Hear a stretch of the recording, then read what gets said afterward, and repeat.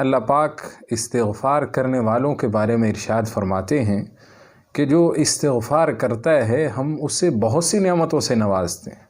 فرمایا فَقُلْتُ اسْتَغْفِرُوا رَبَّكُمْ إِنَّهُ كَانَ غَفَّارًا يُرْسِلِ السَّمَاءَ عَلَيْكُمْ مِدْرَارًا وَيُمْدِدْكُمْ بِأَمْوَالٍ وَبَنِينَ وَيَجْعَلْ لَكُمْ جَنَّاتٍ وَيَجْعَلْ لَكُمْ أَنْهَارًا، کہ اگر استغفار کرو گے تو اللہ کی طرف سے کون کون سی نعمتیں ملیں گی۔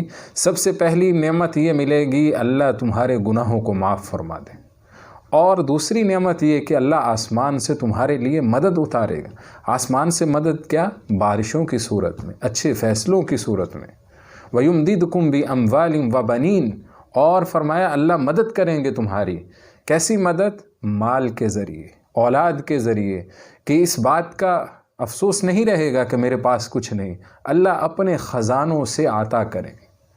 فرمایا وَتُعِزُّ مَن تَشَاءُ وَتُذِلُّ مَن تَشَاءُ بِيَدِكَ الْخَيْرُ، کہ ہر چیز، عزت، ذلت، رزق کی فراوانی، موت، حیات، خوشی، غمی، ہر چیز اللہ کے قبضہ قدرت، جب چاہتے ہیں، جہاں چاہتے ہیں، جتنا چاہتے ہیں نواز دیتے ہیں۔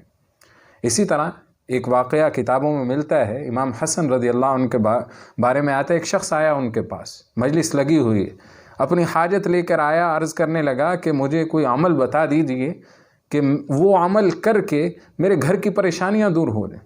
ایک اور آیا کہ گھر میں فاقے ہیں وہ دور ہو جائیں۔ ایک اور آیا اپنی اولاد کی حاجت لے کر آیا۔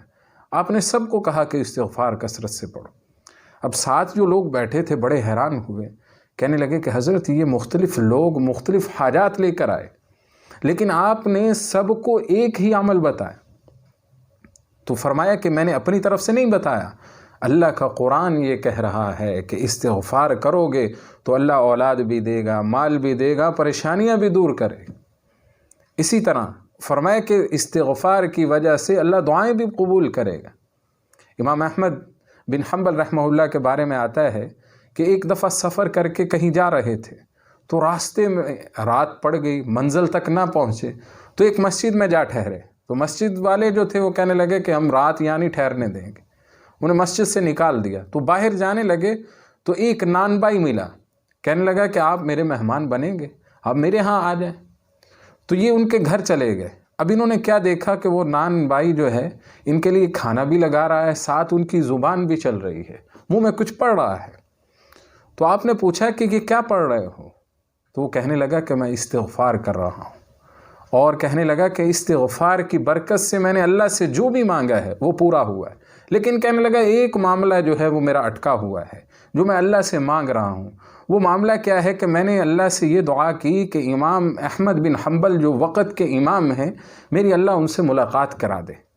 میں ان تک پہنچ تو نہیں سکتا، کبھی اللہ پاک میری ان سے ملاقات کروا دے۔ تو فرمانے لگے کہ میرے بھائی یہ دیکھو، اللہ نے یہ تمہاری خواہش بھی اس عمل کی برکت سے پوری کر دی کہ اللہ پاک نے مجھے آپ کے پاس پہنچا دیا۔ میں ہی ہوں امام احمد بن حنبل۔ اس عمل کی وجہ سے، اس استغفار کی وجہ سے اللہ نے تمہاری یہ مراد اور یہ فریاد بھی پوری کر دی۔ تو اس لیے جو بھی استغفار کرے گا اللہ اس کے ہر